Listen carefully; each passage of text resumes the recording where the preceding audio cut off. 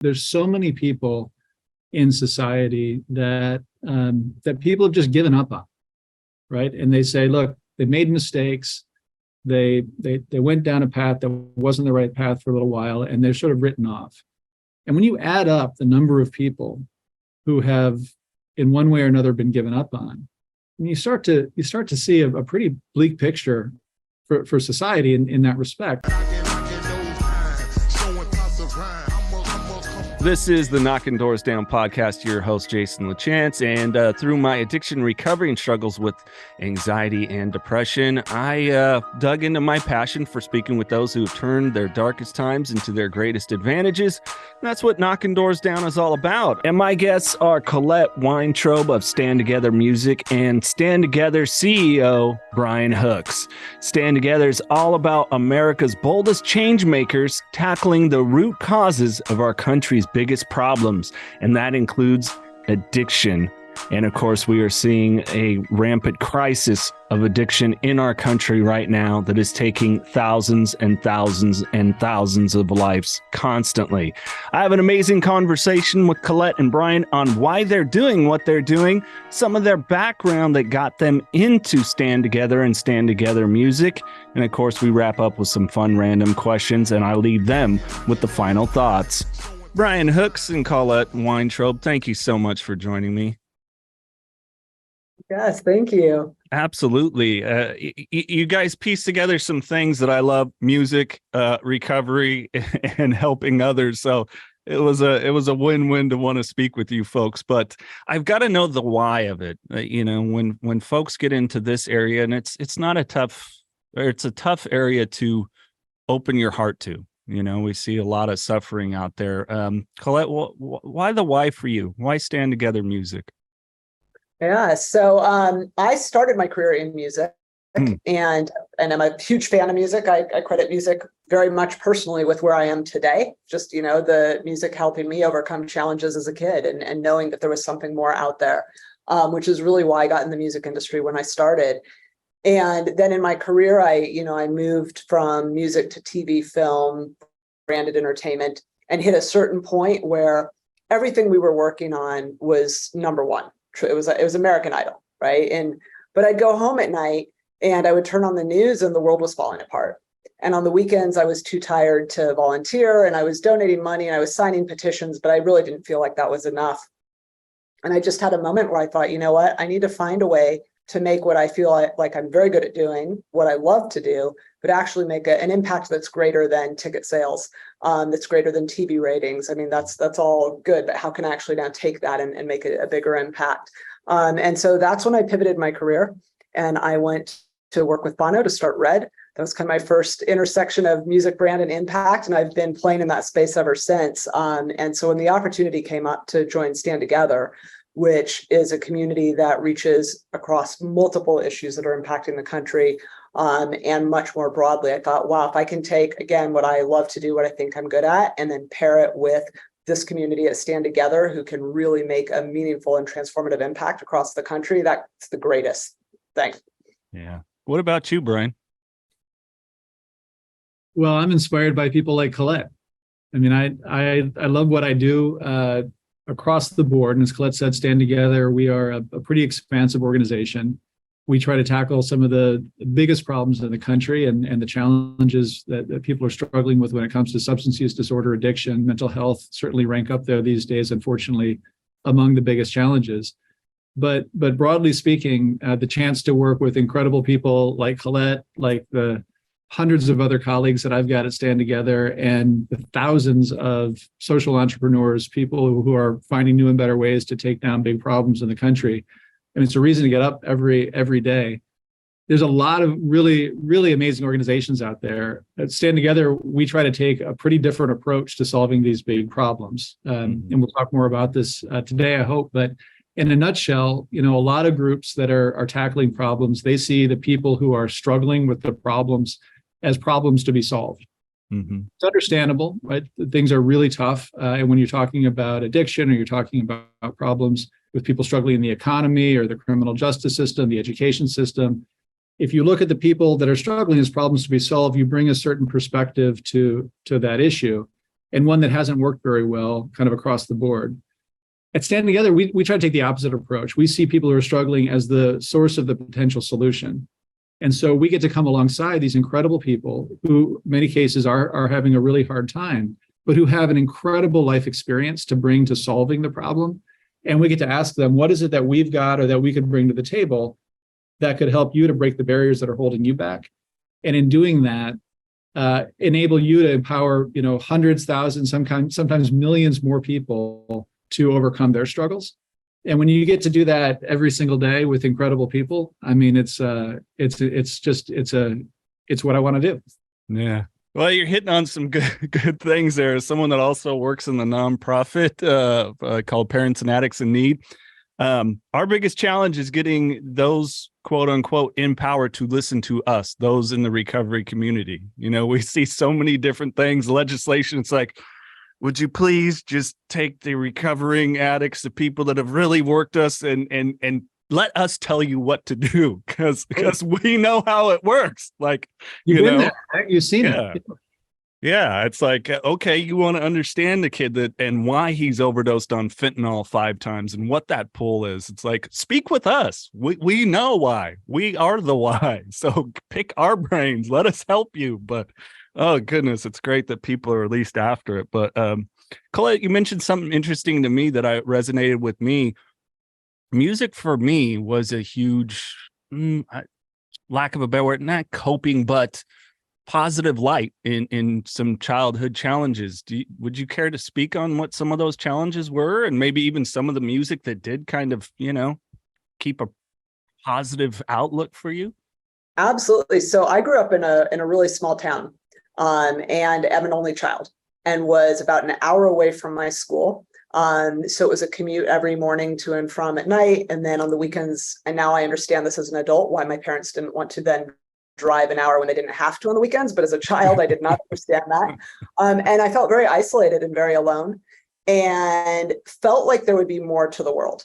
Felt like there must be more than I'm seeing in this small town, in this really remote place. But really didn't have anything around me to show me that to be true. So we didn't have cable TV. We had 4 channels. They were showing news and like MASH or something. They still show that when I go home. There was nothing really to give me that vision of a bigger world, except music did. And I would listen to music, and I would hear these songs, and I would listen to the lyrics and think, I know there's more out there because of these songs. And U2, the Joshua Tree, was one of those albums for me, actually. And things like Where the Streets Have No Name, and you just kind of think about the expanse of that. And so that album, really, I would just sit in a tree and listen to it on a Walkman over and over and over, and kind of just dream my way out of, without knowing really where I was going. I just wanted to dream my way out of that town. And so that's what I did. And I did have a moment when I was listening to that album where I said, you know what, I want to see U2 play in Dublin someday. And again, not knowing how or when or why that would happen. But that opportunity did happen, and it was incredible. So while you're checking Knocking Doors Down out, don't forget to hit the subscribe button. And if you get a lot out of this podcast, share with a friend. And don't forget the archive of interviews we have. Bam Margera, Brandon Novak, Kat Von D, Charlie Sheen, Edward Furlong, Kelly Osbourne. The list goes on and on of amazing guests that have been on the podcast, sharing how they have found purposeful lives. Speaking of purpose, how about a lifestyle brand with purpose? 5150 LTM. That's right. Not only is it a lifestyle brand that can fit whatever it is you're trying to achieve in life, but they give back to the community. And you, the listener of Knocking Doors Down, get 20% off every time you shop at 5150 LTM. All you have to do is use the code KDD20 at checkout and get 20% off. And how does 5150 give back to the community? Portions of the sales benefit the Carlos Vieira Foundation. Their 3 amazing programs, the Race to End the Stigma, the Race for Autism, and the Race to be Drug-Free. More on the Carlos Vieira Foundation, go to carlosvierafoundation.org. It's so amazing how we can manifest certain things as at any point in our life, really, but in our childhood, I mean, It's the irony of me fantasizing. I just want to talk into a microphone and talk with people, loving morning show radio growing up. So it's the irony to have done that for 20 plus years. But yeah, it's really interesting. Brian, I got to ask you though, I mean, you're an entrepreneur, a businessman, but what personally from you was it like, this is something I really have to step into? Did you have a loved one that faced some addiction issues, or were you just seeing it where you were growing, where you live now? And things like that. Well, I think a big part of what motivates me across everything we do is the sort of tyranny of low expectations, if that makes sense. And so there's so many people in society that people have just given up on, right? And they say, look, they made mistakes. They went down a path that wasn't the right path for a little while, and they're sort of written off. And when you add up the number of people who have, in one way or another, been given up on, and you start to see a pretty bleak picture for society in that respect. And I think that when it comes to the issue of drugs or of substance use, of people struggling, this is what I see. And so when we got involved in the issue of addiction, we weren't out there looking for groups that were addressing addiction. We were out there looking for groups that were addressing that larger problem. What groups are taking a second look at folks who have been given up on in society, if that makes sense, and saying, this is crazy. We got to stop doing that. We got to recognize that every single person has dignity. Every person has value. Everybody's got something to contribute. They just might not have found it yet.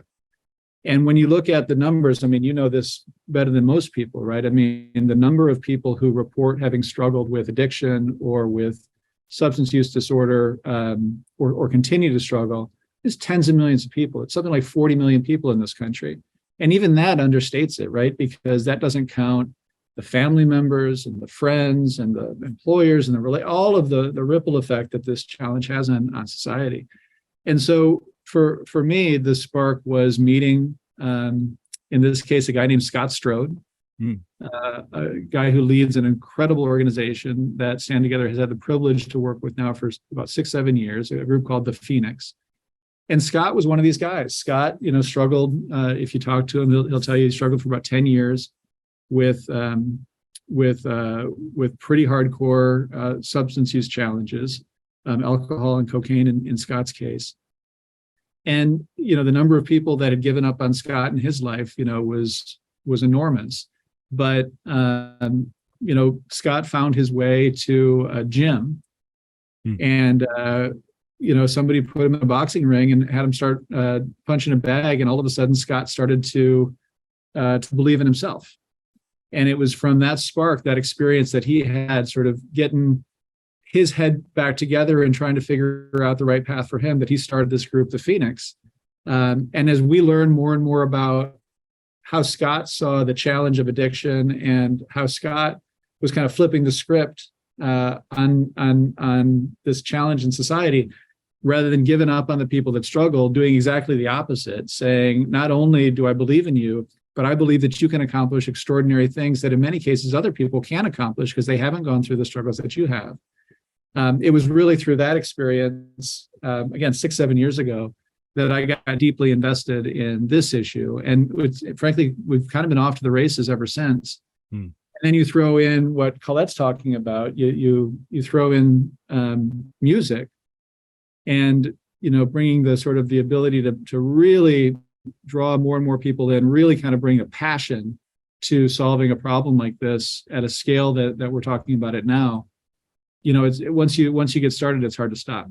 Well, and you bring such a great point. I mean, it's one of the reasons, Colette, I wanted to ask you about music and relate to you on that level, is it does give us such a great device, I guess you could say, to really open people's minds and pull them in. I mean, we're seeing it so much. I mean, across the board of not only the talented artists that we've lost, but those that are now open about their sobriety and their struggles, people like Corey Taylor of Slipknot, and I mean, we can go on and on. Slash of Guns N' Roses, Nikki Sixx, Motley, all these people, and I think that ability to grab an individual's attention, and I know for me, those were guys that I looked up to growing up, and then went, whoa, wait, they can do this. I can do this too, and without the excuse of, well, they had millions of dollars. It doesn't take a lot of money. It just takes a lot of effort if you want your sobriety.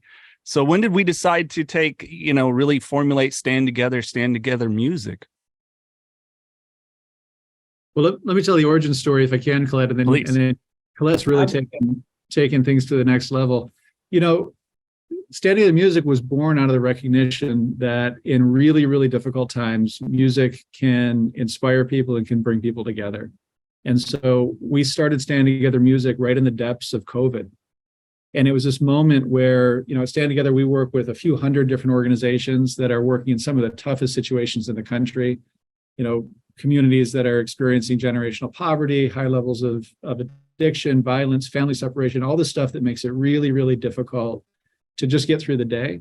And then COVID hits, the economy shuts down, and these are the communities that are hit hardest. And so the groups that we were working with and that we work with, they were already sort of at the edge of their limits, and this just, was pushing them beyond. And so they were burned out. They were seeing the worst of it every day. At the same time, many of us are enamored of music. We love music. And we recognize that artists couldn't play out anymore. Right? So their lives were increasingly sort of being disrupted, shut down. They were more and more isolated. And we just said, hey, what if we brought these two communities together? The people that were on the front lines getting burned out with the artists who no longer had, the ability to kind of get their voice out there and reach people. And we put together what we called Stand Together, Jam Together, which was a private Zoom experience. And if all of us now living on Zoom for the last few years, Zoom was not made for music, right? No. And so it was like super low tech. But that was kind of the point. It was just intimate. It was for no other purpose except for to get some of these groups that could just use their tank to be refilled with the artists who were looking for a way to contribute, but no longer had, a platform to do it because they couldn't play out. And we just said, look, tell each other what's going on, tell each other stories and about what you're experiencing and how you can help each other to just make it. And the first one we did was with this group, the Phoenix, and it was on addiction recovery. And it may have been the first, it may have been the second one, but early on it was with the Phoenix. And we had just these incredible artists that came on, and some of them for the first time spoke up about their addiction story, their recovery story. And the ability for them to relate to the groups like the Phoenix who were on the front lines that were working with people who were struggling even more because of COVID. And they could see that by telling their story and then ultimately by playing music on this Zoom platform where, it's like, it's out of sync and you got somebody in their kitchen clapping and all of that stuff. But it made a difference, right? The artist left thinking, wow, I've just been able to help a group that's doing something that I care about. And the groups like the Phoenix and the people that were working on the front lines, they said, there's somebody out there that cares about me. And they recognize the struggles that I'm going through and what we're doing to help people. And so it was putting music and a cause like the Phoenix together right from the beginning. We said, hey, we're onto something. The first Zoom calls had, 40, 50 people. By the end of it, we had 700, 800 people. And it was still all just, the only purpose was to bring people together to really show how music can help to supercharge people and solutions like the Phoenix that are really helping people to realize their potential. And then, COVID, passes and we say, we got something. And so we said, we better call in the experts at this point, right? We kind of take it on a shoestring. And Colette's come in and really helped us to see the tremendous potential that this idea, the Stand Together Music idea, has across a lot of our solutions.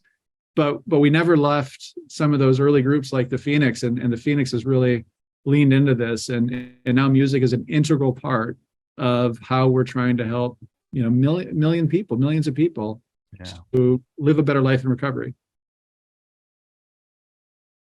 So Colette, you can share more about how you took it out of the hands of us amateurs and have really kind of taken things off. But it's amazing how powerful music is in bringing people together, and helping just make some of these incredible solutions even more effective. Yeah, I mean, I think, you know, we came in also kind of at the right time coming out of the pandemic, where similar, I think, to the experience I shared, Jason, where people start to realize, wait a second, I need to find a way to do more. And things are different now. And people came back in various stages of the pandemic, and particularly with music and live events, and having not been able to do the things that had fulfilled them personally and financially for so long, right? They came back with different priorities and maybe some different perspectives. And so what had been often in the music industry a pretty transactional way that artists or music partners could participate in making a change, that could be something like autograph a guitar, right? So someone could auction it off or play a benefit concert. So those are pretty kind of one-off transactional things. They have a benefit in that they're low transaction costs to the artists in the music industry. So that's part of the reason that those were working well previously. But coming back in after the pandemic, really understanding that people really want to make a change. People want to do more than that. The artists really want to do more. The industry wants to do more. The fans expect that they'll do more, and the fans want to do more. And so once we, kind of came in and talked about the solutions, again, that Stand Together offers across multiple issue areas, those are things that the music industry said, okay, wait, great. You actually can serve for us as our impact partner. Because you can imagine as well, artists, the industry, they have brands that they also want to protect. And it's hard when there's tens of thousands of nonprofits out there or issues or causes, and they're trying to figure out, wait, where do we direct our efforts? How do we know we're really going to make a change? How do we make sure that there is transparency and we can tell the rest of the story? And it's not just a one-off thing. And so those are all things that Stand Together brings to the table that are really helpful for the music industry as well. So are you then taking the artists and connecting them maybe with an organization per se that it is, or how does it work as far as, so if I'm an artist, I come in, we do a benefit concert, and then we want to support, fentanyl awareness or something like that. Where then is it after? So it can be either way, right? I mean, I think it can be based on an issue. So we have a lot of artists who really care about addiction recovery and hence 1 million strong, so they can plug in there and support. There are others who really care about education. Their, creative community might have actually done well with some diverse and customized education programs that they didn't maybe have access to as kids. So there's a lot that care about that. A lot care about criminal justice. There are a lot that care about free expression and free speech. Because if we don't have those freedoms, then we actually, our art is compromised. So that's what we start with, is just a dialogue. What really moves you? What do you really care about? Where do you want to focus your impact? From there, we then work with them to create, and I think this is, again, what makes us unique, is we don't have a one size fits all. Here's a proposal, here's a plan, here's what you can do. We really work with our partners to create something and co-create something with them that's meaningful for them. That's awesome. I love it. So the 1 Million Strong campaign, how does that sit underneath the Stand Together? And what really is the initiative of 1 Million Strong? Brian, do you want to take this one, or would you like me to? Well, I'll kick it off, and you fill in if you take it from there. I think what's so amazing about an opportunity like 1 Million Strong, Stand Together, we support a couple thousand different organizations in any given year. And so that dialogue that Colette's talking about is genuine. We don't come with sort of this one size fits all solution. We speak to the artists and we say, what are you passionate about? And then we ask the question, what do we have that can help you to be more effective in addressing something that you care about than anything else you might do on that issue? I remember early on, one of the guys that we work with is Robert Randolph, from Robert Randolph and the Family Band, incredible guitarist and just a really good guy.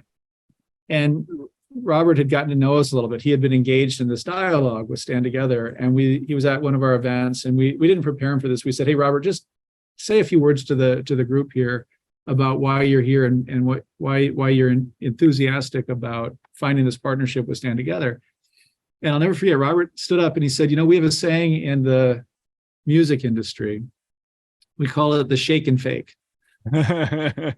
He said, we show up because we're asked to do something for a cause. We shake hands And then we fake like we know what's going on and we're involved. And then we often get a check and then we go home and we're not really sure whether or not our participation made a difference.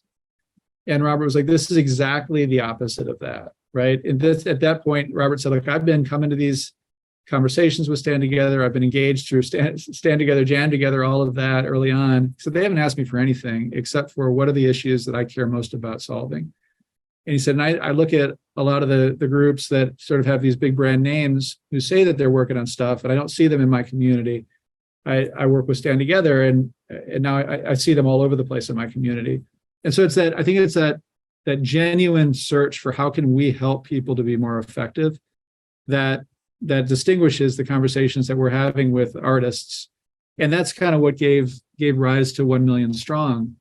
Listening to artists. I remember, another guy that has been incredibly influential in our thinking about this, a guy like Matt Sorum, who was on that first Zoom call where we worked with the Phoenix. And Matt was one of the guys that told a very personal story of recovery. And then he played some incredible music.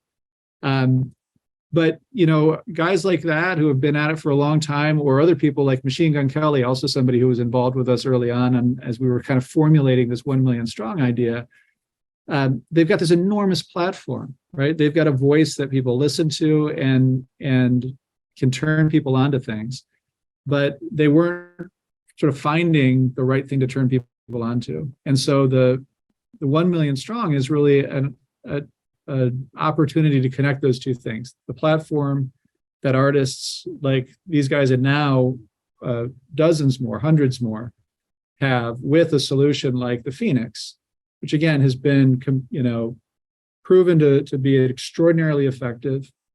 Hope maybe we'll have a chance to talk a little bit more about what the Phoenix does, but kind of inspiring artists to use their voice to welcome people who could benefit from solutions to recovery like the Phoenix offers, that believe that everybody who's struggling has something to offer, that don't focus on people's deficiencies and treat people who are struggling with addiction as broken, but see them as strong people and we focus on their strengths, right?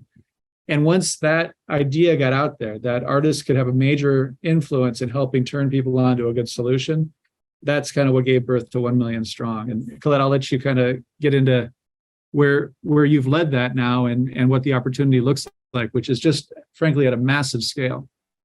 Yeah, thanks, Brian. I mean, it's, from the name 1 Million Strong, you kind of hear a million, so community and strength. And those are two things that are really important to us. So the idea behind 1 Million Strong, and that we, articulate through everything that we do when we activate with a partner in the music industry or anywhere else, is this idea that sobriety and recovery and addiction, we want people to go from this thinking that people are deficient to the idea that people are actually really strong.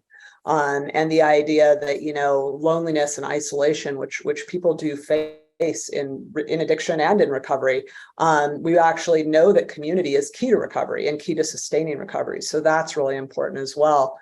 The idea that you can not just survive a day, but you can actually thrive in a life of recovery.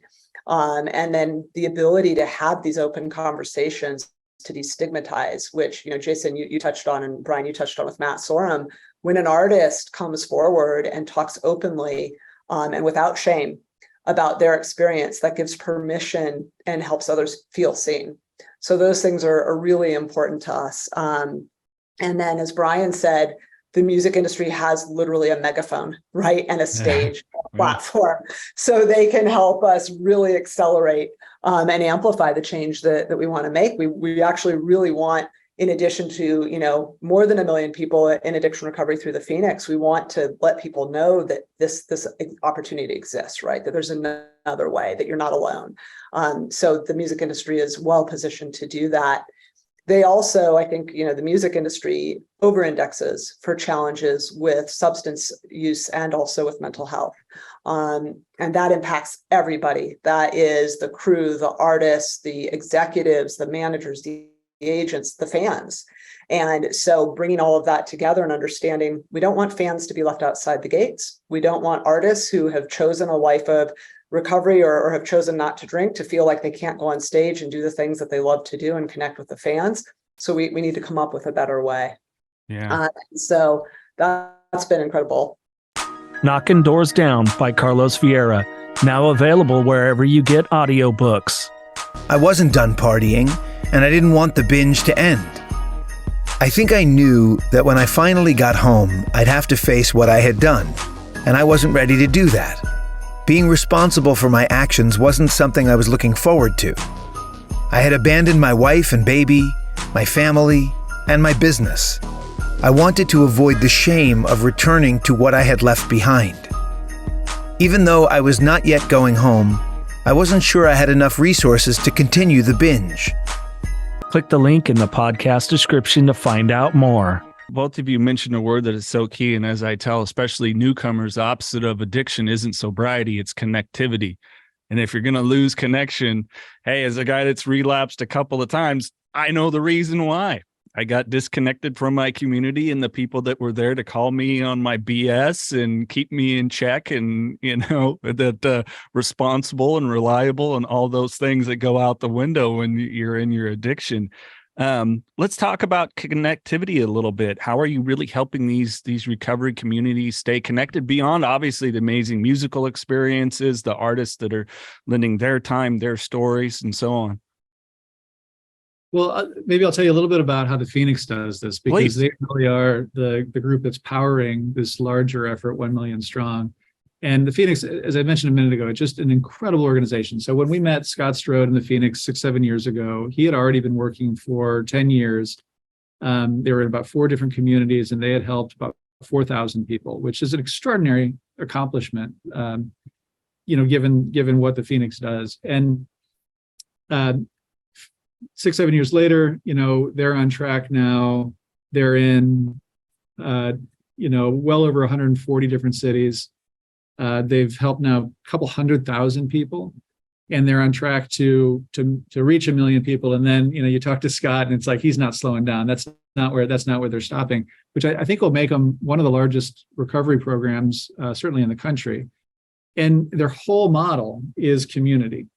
It's exactly what you just said. It's if all we do is we, quote unquote, fix what's wrong with you, we never actually get the chance to help you discover and unlock all the things that are right about you.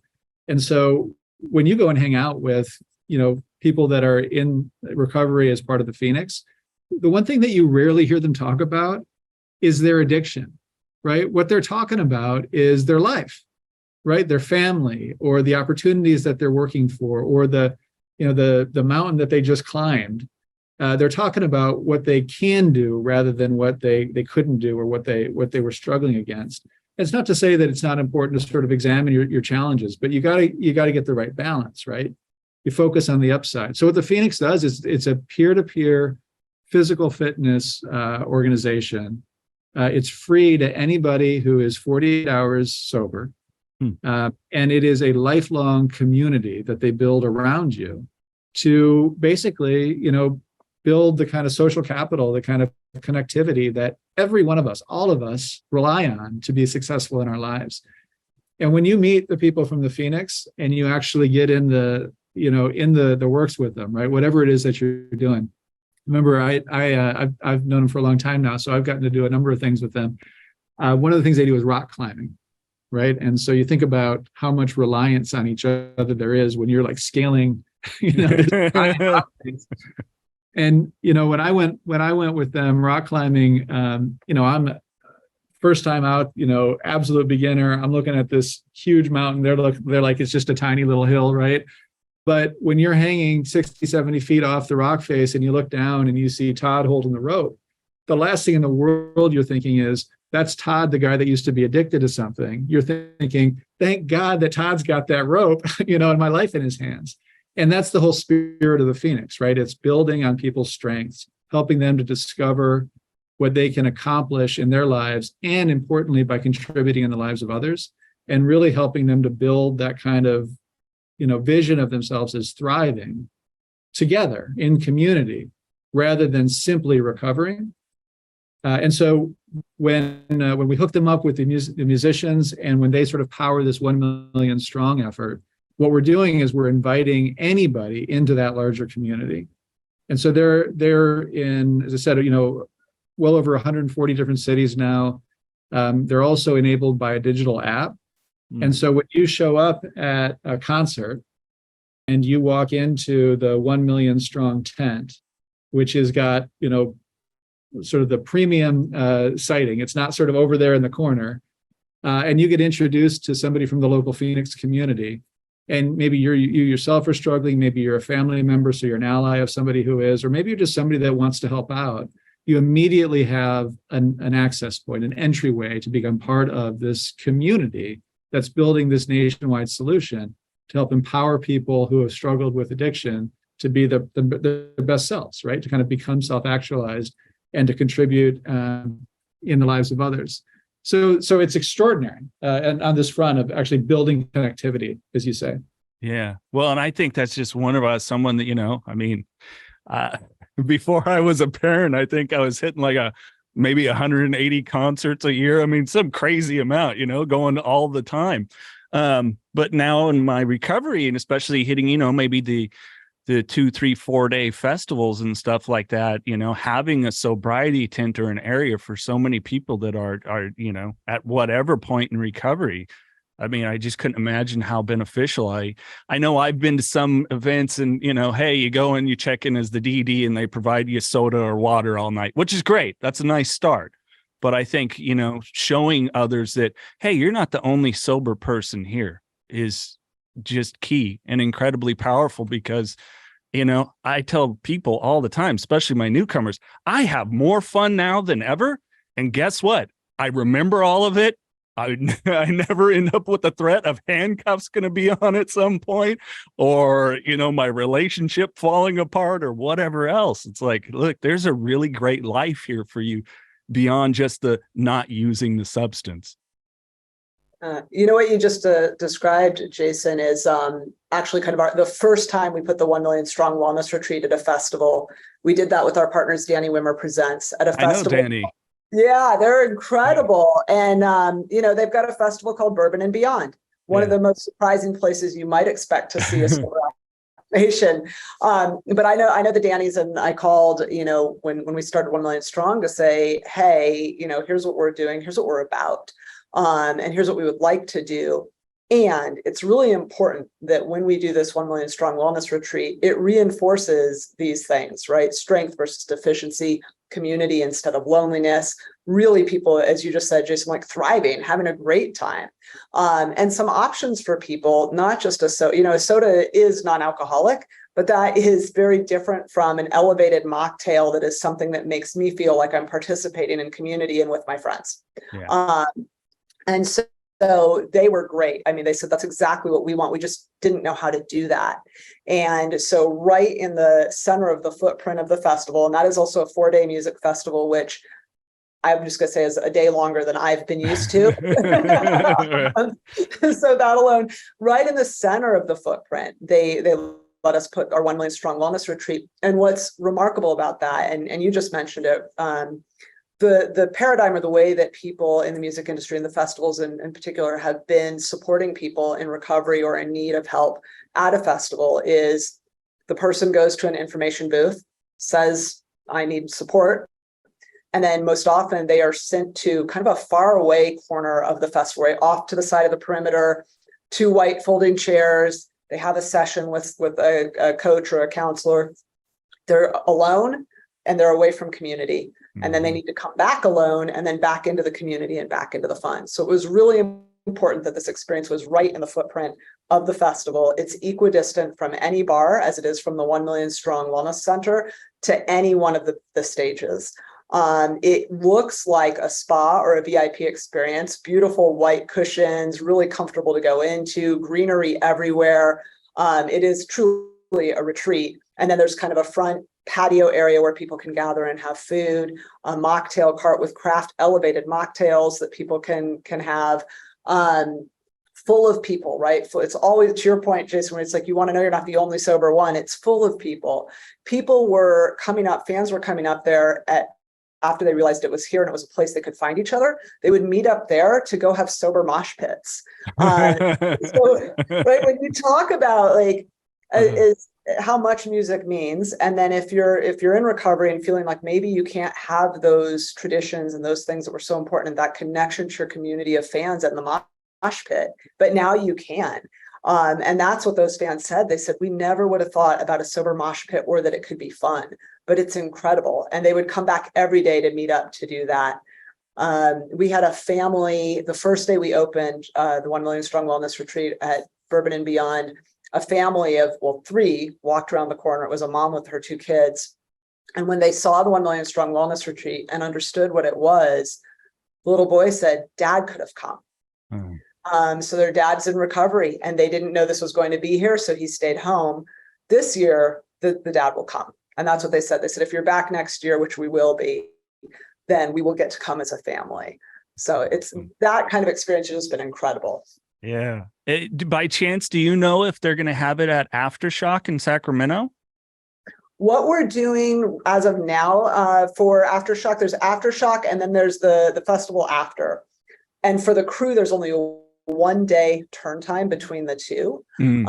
Typically that day, Danny Wimmer has offered for the crew to go on an excursion, and often it's to Napa, right? Which then for the crew that doesn't drink could feel excluded. They can do something else. So actually this year, the Phoenix is going to be partnering with Danny Wimmer Presents and offering the crew the same trip. They can go to Napa too. They can bike ride, right? So it's actually, the other piece of this is it's not sober people over here.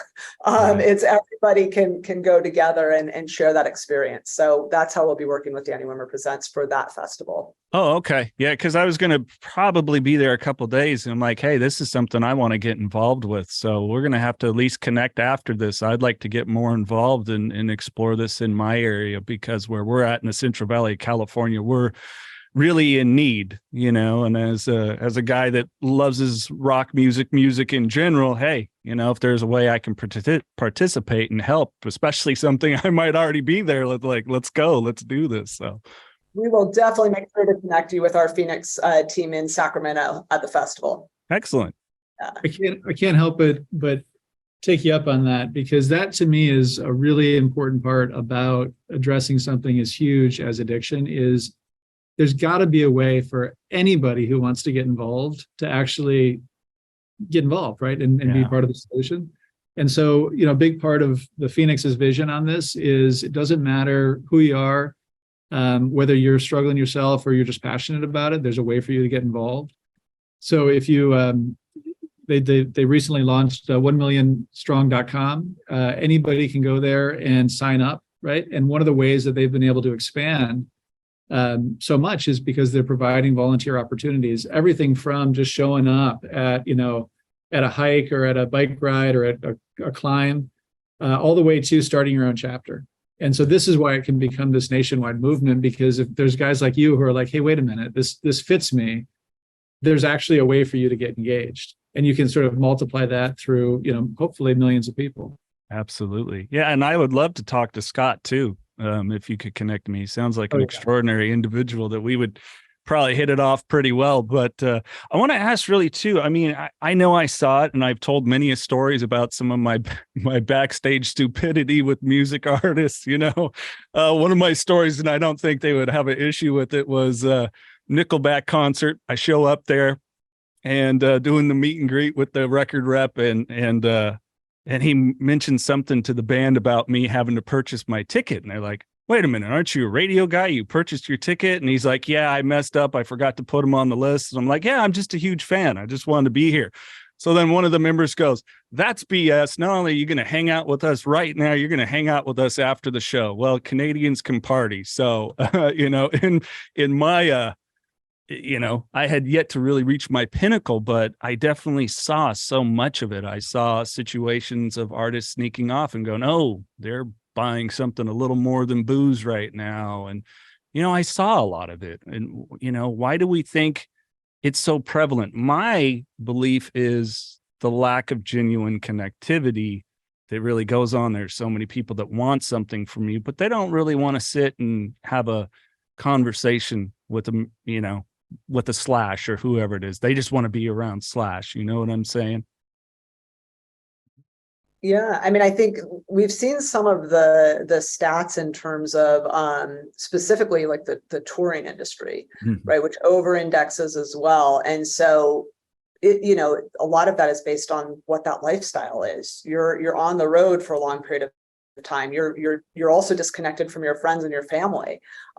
You're typically not even in a city for a full 24 hours, right? You're just kind of always on the move. You jump in, you load in, you do your show, you load out, you're on the bus or the van, and then you're into the next place. You're doing radio the next morning, right? And then you kind of go again. So those long hours, the high demands, the high performance required, no matter what role you play in the music industry, particularly for touring and live music professionals. 34% of touring professionals reported suffering from clinical levels of depression, which is compared to 7% of the general population. Nearly half reported drinking alcohol regularly. 58% reported having lost a tour colleague to suicide. And so I think, to your point, Jason, and I've seen that as well, right? With artists and being in the music industry for a long time, it's a tough business. But what we've really started to see through 1 Million Strong and through artists being open and having these conversations about their experience and connecting with one another, all of a sudden it's like, wait, you too? Oh, okay. All right. We're all here and it's okay. And so it's starting to feel a lot better in the backstage areas as well. So. Yeah, my sponsor ironically works for one of the I would say larger rock bands in the world. I'll tell you once we're done recording, I don't want to spill them out there too much, but he talked many times about, setting up some meetings backstage with different people. And he's like, yeah, I didn't really know Nikki Sixx, but then he heard about this meeting. We're on the same festival. He comes over, does a meeting with us, and there's so many different people. So yeah, because I can only imagine one of my stories that I like to tell. I traveled in Europe for 33 days. By the end of it, granted, this is my early 20s, I was drinking a lot more than when I started. It was really disorientating, and I was having fun. This wasn't a work thing where, like you said, you roll into a town and it's like, oh my gosh, we're in DC. I want to go to the Arlington Cemetery. I want to go to, it's like, no, you got radio and then you got to eat and then you got to do another presser and then you got to do sound check and then you're on, it's like, this is all it is, that's not it's not as glamorous as people sometimes think it is. Yeah. I think it's exactly right that all of this over indexes in the music industry, but it's also what you're seeing in society more broadly, right? There's this epidemic of loneliness. More and more people are reporting that they don't have a deep personal relationship to rely on. And so, it's not unfortunately surprising that you see kind of addiction rates skyrocketing. You see, overdoses and suicides increasing and all of this. And so this is a big, big issue. And the perspective that we're trying to bring to this whole effort is that it's not okay just to do a little bit better. Like we actually have to just completely rethink and in a sense transform how we try to tackle this. And it's got to start with exactly what you're hitting on, this connectivity. People have got to feel like they matter in other people's lives and that they can rely on each other to help them through the struggles. Stigma is such a huge thing that prevents this from happening. And so what you just talked about, the ability for artists to identify backstage and not be ashamed to sort of say, hey, I could use your help. Yeah. We got to see that in society more broadly. Again, I go back to all the stuff that we've learned from Scott at the Phoenix. Whenever you meet him, and you will meet him, we'll introduce you. I guarantee he's going to be wearing his sober shirt. So this dude is a big dude. It looks like he spent the last 20 years in a gym because he has, and he's got this black shirt with his white logo on it that says sober, and it's intentional, right? He's wearing literally wearing his sobriety on his sleeve, and he wants to sort of say, look, this is not who I am, but it's part of who I am, and I'm wearing it sort of loud and proud, and encouraging other people to be able to kind of raise their hand and say, hey, let's relate on that issue, but. Got to destigmatize this stuff. Yeah, and I think it's getting better. I really do. And maybe that's just because I'm in it. So I'm kind of have that perspective that I'm in a little bit of a vacuum. But you bring such a good point. And yes, I do look forward to talking to Sky. I dig it already. Just the shirt was enough. That was more of a closer. But I try to converse with people. When we fall into our addiction, it's our life, it's our personality, it's everything. And I try to convey that what you were sharing there is then your sobriety just becomes an element of it. It's just the fact that you don't use anymore, just kind of sits. It's the bottom part. It's the foundation, and you get to build this beautiful pyramid on top of it. And there really is a beautiful pyramid on top of it. You just have to be able to see it sometimes. And I think that's the hard part is, showing them the light at the end of the dark tunnel, that there is a light. Some people just need a little more of being shown the way, and it's hard. It's hard. So I love what you guys are doing and really commend you for stepping into this. Brian mentioned doing a lot, right? We actually need to make a big change. And speaking about kind of how can we even help destigmatize, Live Nation came in alongside us as an incredible partner. And so we partnered with them to launch 1 Million Strong and the Phoenix through their program Sober Nation, which was spun up just recent in May, which goes out to all 40,000-ish employees around the country and every Live Nation office around the country, to really support so that the Live Nation community can come together as a community and support each other in their wellness. And whatever wellness means to every person, they're there for each other. So I went to the launch event at the Los Angeles Live Nation offices, and one of the heads of HR got up and spoke first about the launch of Sober Nation, the partnership with 1 Million Strong and the Phoenix, and how we're all going to come together. And then I spoke about Stand Together Music and 1 Million Strong. And then one of my partners from the Phoenix got up and spoke. And at the end of this, we all get off stage and we're standing with one of the heads of HR. And Live Nation employees who have been there, some of them 20, 30 years, came up, they introduced themselves to us. They said, thank you. And in front of now somebody that they know is on the HR team said, my name is so-and-so, and I've been sober for X number of years. I started my sobriety journey here, but I did it alone. And I'm so grateful that now we have this and that Live Nation is supporting it so that we can all do this together. It's so much easier to do it together.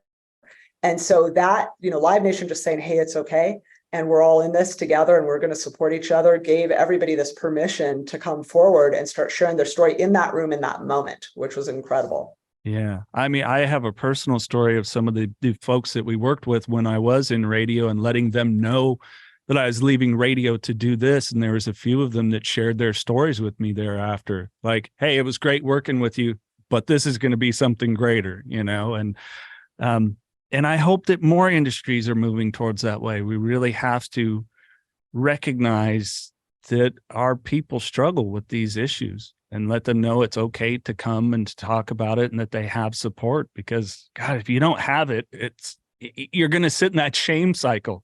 And I know it because I'm telling you, this is how it works. So, well, I love what you folks are doing. And, I'm excited. Please, I want to keep in touch and see how I can get involved and help and get some more things rolling in an area that I see really needs it where I'm at.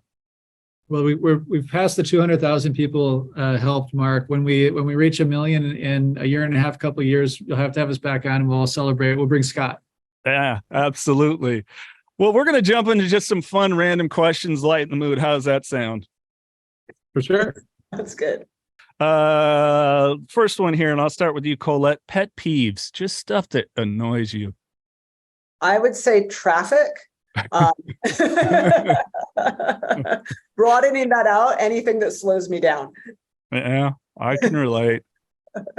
My new one lately has been people that don't know proper merging technique. It's one of the first things we learned, signal, mirror, blind spot, accelerate into gap. It's like, it's not signal or lack of signal. Just go in there and slow down. Please, come on, people. Anyways, yeah. What about you, Brian? Pet peeves? It's hard to beat traffic. I mean, I think, between LA, where Colette's from, and DC, we're the worst for it. I think thinking too small, right? I've been in this work for 23 years, and there's so many wonderful organizations that are trying to solve problems, but they've sort of accepted that they're never going to succeed. It's understandable. This stuff's hard, but man, we've got to raise our expectations. We've got to think like in this issue, we can get it done.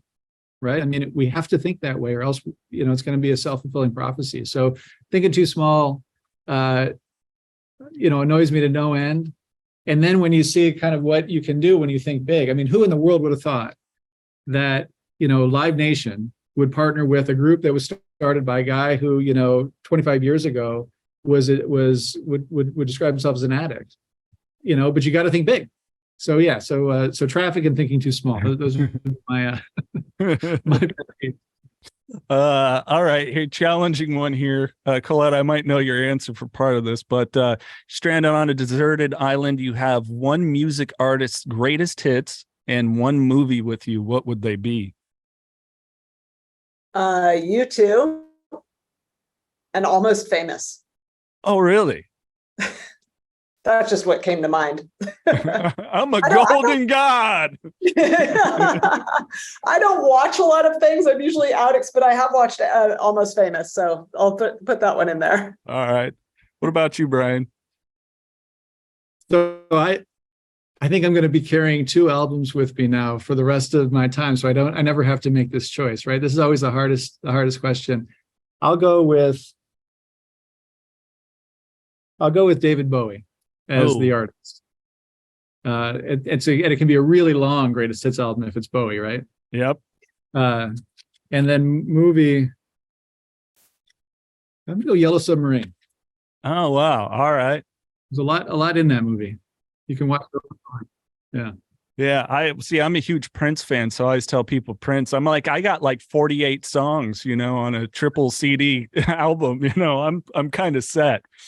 Prince is I have a running playlist that's 2 hours, so I can do a half marathon all to Prince. Nice. Yeah. Nice.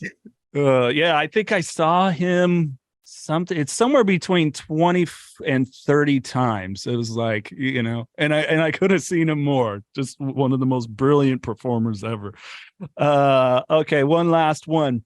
You could have dinner with any one person, living or not. Who would they be and why? Colette, you want to go?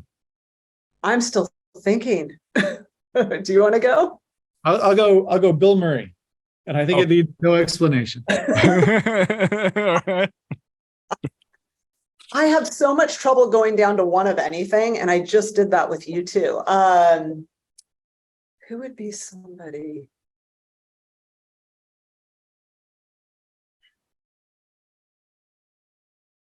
I've been so fortunate.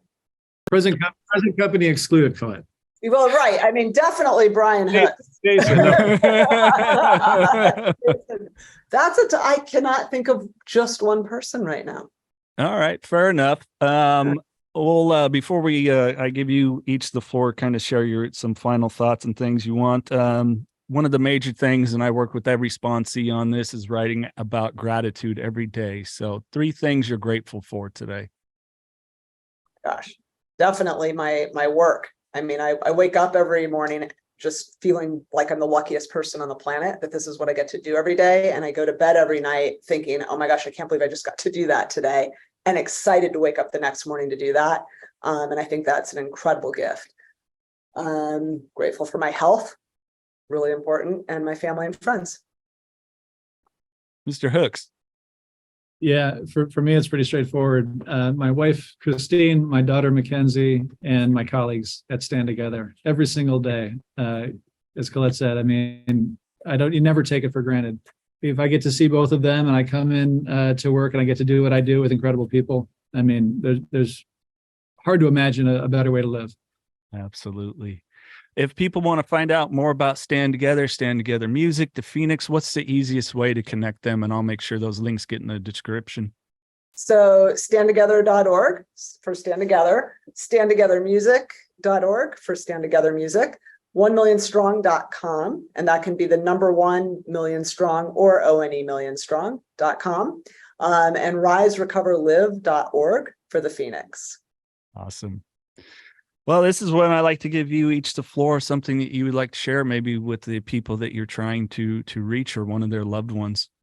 Absolutely. I would just say for anybody that wants to get involved and be part of 1 Million Strong, that can be the music industry and artists who might want to partner with us. It can be fans who either are in need of recovery or know someone in need of recovery or in recovery themselves.